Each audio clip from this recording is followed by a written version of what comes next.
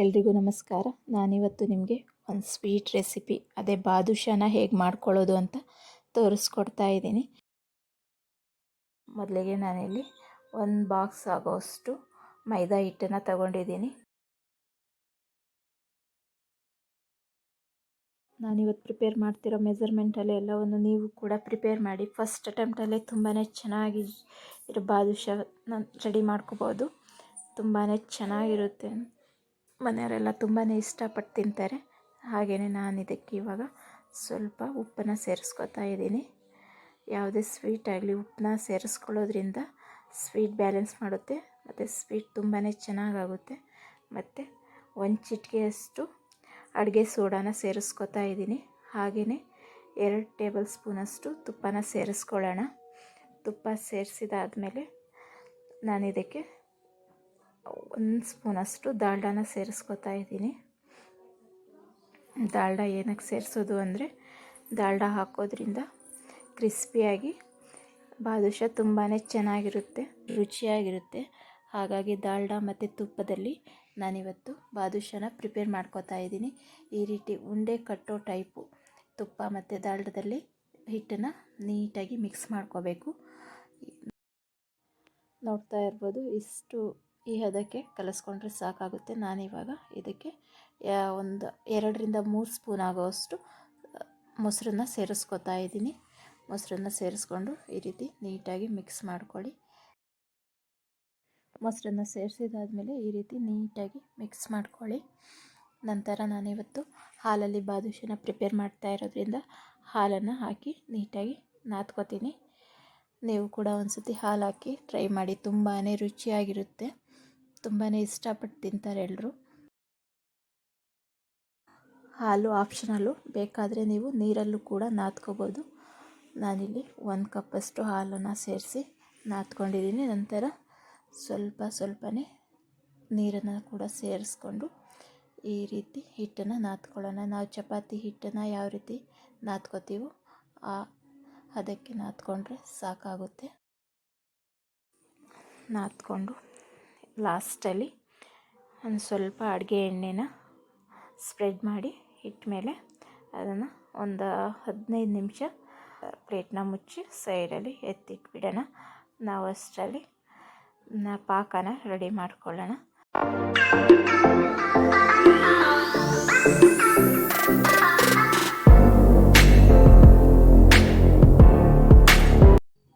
ಮೊದಲಿಗೆ ನಾವು ಯಾವ ಮೆಜರ್ಮೆಂಟಲ್ಲಿ ಹಿಟ್ಟನ್ನು ತಗೊಂಡಿದ್ವೋ ಅದೇ ಬೌಲ್ನ ಮೆಜರ್ಮೆಂಟಲ್ಲಿ 1 ಬೌಲ್ನಷ್ಟು ಸಕ್ಕರೆನ ಸೇರಿಸ್ಕೊತಾ ಇದ್ದೀನಿ. ಸಕ್ಕರೆ ಸೇರಿಸ್ಕೊಂಡಾದಮೇಲೆ ನಾವು ಸಕ್ಕರೆ ಮುಳುಗೋಷ್ಟು ಮಾತ್ರ ನೀರನ್ನು ಸೇರಿಸ್ಕೊಳ್ಳೋಣ. ನೀರು ಜಾಸ್ತಿ ಆದರೆ ಪಾಕ ತೆಗೆಯೋದು ತುಂಬಾ ಲೇಟ್ ಆಗುತ್ತೆ. ಹಾಗಾಗಿ ಸಕ್ಕರೆ ಮುಳುಗೋಷ್ಟು ನೀರನ್ನು ಸೇರಿಸ್ಕೊಂಡ್ರೆ ಪಾಕ ಬೇಗನೆ ಬಂದುಬಿಡುತ್ತೆ. ಹಾಗಾಗಿ ನಾನಿಲ್ಲಿ ಸಕ್ಕರೆ ಮುಳುಗೋಷ್ಟು ನೀರನ್ನು ಮಾತ್ರ ಸೇರಿಸ್ಕೊಂಡು ಸಕ್ಕರೆನ ನೀಟಾಗಿ ಕರಗಿಸ್ಕೊಳ್ತೀನಿ.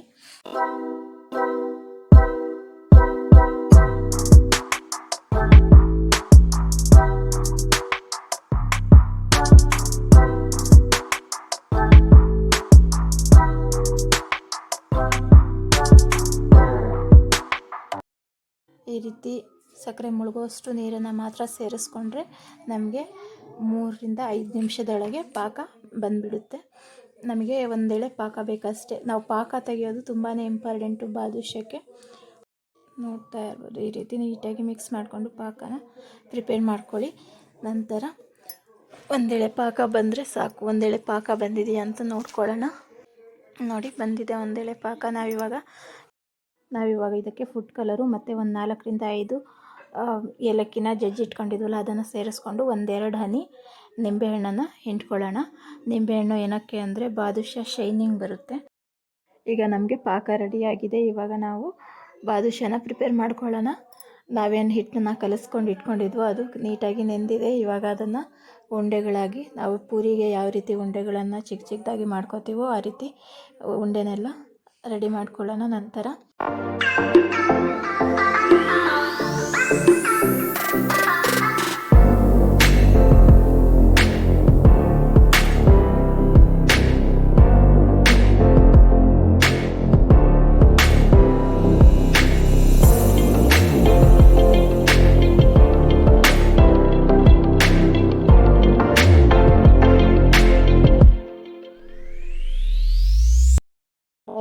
ವಡೆಗೆ ಯಾವ ರೀತಿ ಹೋಲನ್ನು ಮಾಡ್ಕೋತೀವೋ ಆ ರೀತಿ ಮಾಡಿಕೊಂಡ್ರೆ ಸಾಕು. ನನಗಿವಾಗ 30 ಬಾದುಷಾ ಆಗಿದೆ ಅಷ್ಟಿಟ್ಟಲ್ಲಿ. ನಿಮಗೆ ಎಷ್ಟು ಬೇಕೋ ನೋಡಿ ಕ್ವಾಂಟಿಟಿಲಿ ಮಾಡ್ಕೊಳ್ಳಿ. ಎಣ್ಣೆನ ಬಿಸಿ ಮಾಡ್ಕೊಳ್ಳೋದು ಕೂಡ ತುಂಬಾ ಇಂಪಾರ್ಟೆಂಟು ಬಾದುಷಕ್ಕೆ. ಬಿಸಿ ಆಗಿರಬಾರ್ದು ಎಣ್ಣೆ. ಅವಾಗ ತಾನೇ ಹಾಕಿ ಒಂದು 5 ಮಿನಿಟ್ಸ್ ಬಿಟ್ಟು ಮೀಡಿಯಮ್ ಫ್ಲೇಮಲ್ಲೇ ಇಟ್ಕೊಂಡು ಬಾದುಷಾ ಎಲ್ಲ ಮೇಲೆ ಬರೋವರೆಗೂ ಮೀಡಿಯಮ್ ಫ್ಲೇಮಲ್ಲೇ ಇಟ್ಟು ಬೇಯಿಸ್ಕೋಬೇಕು. ಅದಾಗದೇ ಬಾದುಷಾ ಮೇಲೆ ಎದ್ದೇಳುತ್ತೆ. ಅಲ್ಲೇವರೆಗೂ ನೀಟಾಗಿ ಬೇಯಿಸ್ಕೋಬೇಕು. ನೋಡ್ತಾ ಇರ್ಬೋದು ಬಾದುಷಾ ಎಲ್ಲ ನಾನು ಎಣ್ಣೆಗೆ ಹಾಕಿದ್ಮೇಲೆ ಬಬಲ್ಸ್ ಥರ ಬಂದು ಆಮೇಲೆ ನೀಟಾಗಿ ಒಂದೊಂದಾಗಿ ಮೇಲೆ ಬರ್ತಾ ಇದೆ ಅಂತ. ತುಂಬಾ ಚೆನ್ನಾಗಿರುತ್ತೆ. ಈ ಮೆಥಡಲ್ಲಿ ಒಂದು ಸತಿ ಮಾಡ್ಕೊಂಡು ನೋಡಿ ಬಾದುಷಾ. ನಾವೇನು ಗ್ಯಾಸ್ನ ಹೈ ಫ್ಲೇಮಲ್ಲಿ ಇಟ್ಕೊಂಡ್ಬಿಟ್ರೆ ಬಾದುಷಾ ಎಲ್ಲ ಸೀದೋಗ್ಬಿಡುತ್ತೆ, ಮೇಲೆಲ್ಲ ಸೀದೋಗಿರುತ್ತೆ, ಒಳಗಡೆ ಹಿಟ್ಟಿಟ್ಟಂಗೆ ಇರುತ್ತೆ. ಹಾಗಾಗಿ ಈ ರೀತಿ ನೀಟಾಗಿ ಮೀಡಿಯಮ್ ಫ್ಲೇಮಲ್ಲಿ ಇಟ್ಕೊಂಡು ನಿಧಾನವಾಗಿ ಬೇಯಿಸ್ಕೊಂಡ್ರೆ ಬಾದುಷಾ ನೋಡೋಕ್ಕೂ ತುಂಬಾ ಚೆನ್ನಾಗಿರುತ್ತೆ ಮತ್ತು ಒಳಗೆಲ್ಲ ಬೆಂದಿರುತ್ತೆ. ತುಂಬಾ ಚೆನ್ನಾಗಿ ರುಚಿಯಾಗಿರುತ್ತೆ. ನೋಡ್ತಾ ಇರ್ಬೋದು. ಟರ್ನ್ ಮಾಡಿಕೊಂಡು ಈ ರೀತಿ ನಿಧಾನವಾಗಿ ಬೇಯಿಸ್ಕೋಬೇಕು.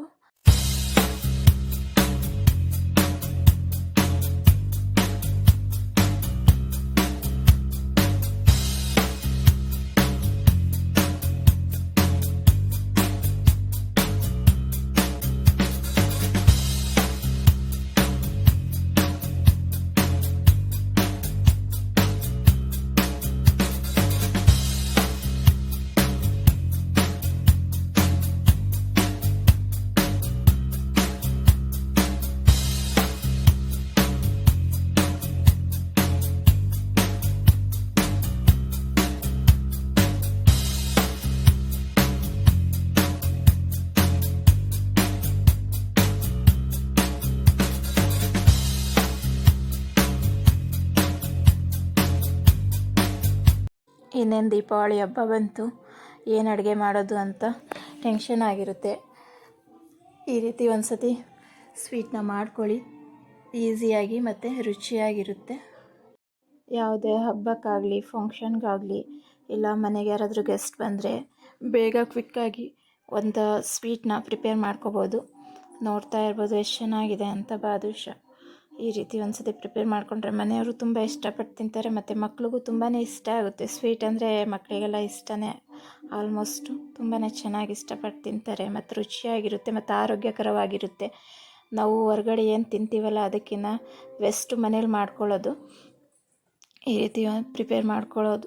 ಯಾವ ಎಣ್ಣೆಲಿ ಕರೆದಿರ್ತಾರೋ, ಯಾವ ರೀತಿ ಪ್ರಿಪೇರ್ ಮಾಡ್ತಾರೋ ಏನು ನೋಡಿರಲ್ಲ ನಾವು. ಹಾಗಾಗಿ ಮನೇಲಿ ಮಾಡಿಕೊಂಡ್ರೇ ತುಂಬಾ ಒಳ್ಳೆಯದು. ಆದಷ್ಟು ಅಡುಗೆಗಳನ್ನೆಲ್ಲ ಮನೇಲೇ ಪ್ರಿಪೇರ್ ಮಾಡ್ಕೊಂಡು ತಿನ್ನಬೇಕು.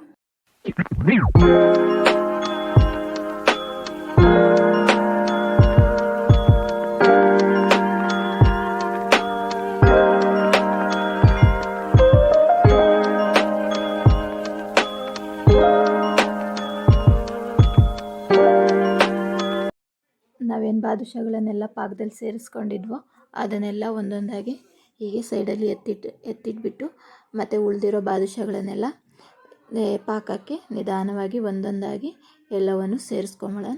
ಹೀಗೆ ಒಂದೊಂದಾಗಿ ಸೇರಿಸ್ಕೊಂಡಾದಮೇಲೆ ಅದನ್ನು ಕೂಡ ಒಂದು ಸ್ವಲ್ಪ ಹೊತ್ತು ಪಾಕ ಹೀರ್ಕೊಳ್ಳೋಕ್ಕೆ ಬಿಟ್ಬಿಡೋಣ.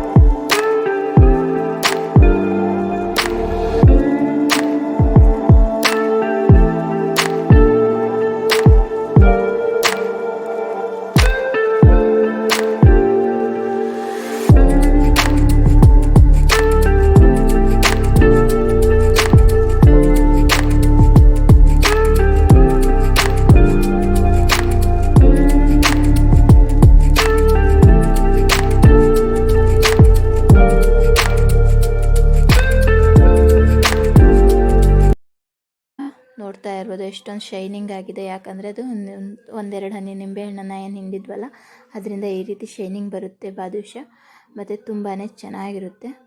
ಒಂದು ಮುರಿದು ತೋರಿಸ್ತೀನಿ ನೋಡಿ ಎಷ್ಟೊಂದು ಜ್ಯೂಸಿ ಆಗಿದೆ ಅಂತ. ಒಳಗೆಲ್ಲ ಯಾವ ರೀತಿ ಪಾಕ ಹೀರ್ಕೊಂಡಿದೆ ಅಂತ. ಈ ಮೆಥಡಲ್ಲಿ ಒಂದ್ಸತಿ ಟ್ರೈ ಮಾಡಿ. ಪರ್ಫೆಕ್ಟಾಗಿ ಬಾದುಷಾ ಫಸ್ಟ್ ಅಟೆಂಪ್ಟಲ್ಲೇ ಬಂದುಬಿಡುತ್ತೆ ನಿಮಗೆ. ನೋಡ್ತಾ ಇರ್ಬೋದು ಎಷ್ಟೊಂದು ಚೆನ್ನಾಗಿದೆ ಅಂತ. ತುಂಬಾ ರುಚಿಯಾಗಿರುತ್ತೆ. ನನಗೊಂದು ವರ್ಷದ ಮಗಳಿದ್ದಾಳೆ. ಅವಳಂತೂ ನಾನು ಯಾವ ಅಡುಗೆ ಮಾಡಿದ್ರೂ ತುಂಬಾ ಇಷ್ಟಪಟ್ಟು ಎಂಜಾಯ್ ಮಾಡ್ಕೊಂಡು ತಿಂತಾಳೆ. ನಾನು ಯಾವ ಅಡುಗೆ ಮಾಡಿದ್ರೂ ಫಸ್ಟ್ ಟೇಸ್ಟ್ ಮಾಡೋದು ನನ್ನ ಮಗಳೇ. ತುಂಬಾ ಇಷ್ಟಪಟ್ಟು ತಿಂತಾಳೆ. ಹಾಗಾಗಿ ಅವಳಿಗೇ ಫಸ್ಟ್ ಕೊಡೋದು ನಾನು. ನೋಡ್ತಾ ಇರ್ಬೋದು ಯಾವ ರೀತಿ ತಿಂತಾ ಇದ್ದಾಳೆ ಅಂತ. ತುಂಬಾ ಇಷ್ಟಪಟ್ಟು ಎಂಜಾಯ್ ಮಾಡ್ಕೊಂಡು ತಿಂತಾಳೆ. ಹಾಗಾಗಿ ಅವಳು ತಿನ್ನೋದು ನೋಡಿದ್ರೇ ತುಂಬಾ ಖುಷಿ ಆಗುತ್ತೆ. ಮತ್ತು ಏನಾದರೂ ಪ್ರಿಪೇರ್ ಮಾಡಿಕೊಡ್ಬೋದು ಅವ್ರಿಗೇ. ಎಲ್ಲರಿಗೂ ತಿನ್ನಿಸ್ಕೊಂಡು ಅವಳು ತಿಂದ್ಕೊಂಡು ಆರಾಮಾಗಿ ಕೂತ್ಕೊಂಡಿದ್ದಾಳೆ. ಚಿಕ್ಕ ಮಕ್ಕಳಿಂದ ದೊಡ್ಡವರು ಎಲ್ಲರೂ ಇಷ್ಟಪಟ್ಟು ತಿನ್ನೋ ಅಂಥ ಸ್ವೀಟ್ ಇದು. ನಮ್ಮ ಚಾನಲ್ನ ಫಸ್ಟ್ ಟೈಮ್ ನೋಡ್ತಾ ಇದ್ದರೆ ಸಬ್ಸ್ಕ್ರೈಬ್ ಆಗಿ. ಮತ್ತು ನಿಮಗೆ ಈ ವಿಡಿಯೋ ಇಷ್ಟ ಆಗಿದರೆ ಪ್ಲೀಸ್ ಲೈಕ್ ಮಾಡಿ ಮತ್ತು ಶೇರ್ ಮಾಡಿ, ಕಮೆಂಟ್ಸ್ ಮಾಡಿ. ಮನೆಯಲ್ಲಿ ನೀವು ಕೂಡ ಟ್ರೈ ಮಾಡಿ ಹೇಗೆ ಬಂತು ಅಂತ ಕಮೆಂಟ್ಸ್ ಮಾಡಿ. ಇನ್ನು ಬೇರೆ ಯಾವುದಾದ್ರೂ ಅಡುಗೆ ಬೇಕಾದರೆ ಪ್ಲೀಸ್ ತಿಳಿಸಿ, ಪ್ರಿಪೇರ್ ಮಾಡಿ ಪೋಸ್ಟ್ ಮಾಡ್ತೀನಿ. ಧನ್ಯವಾದಗಳು.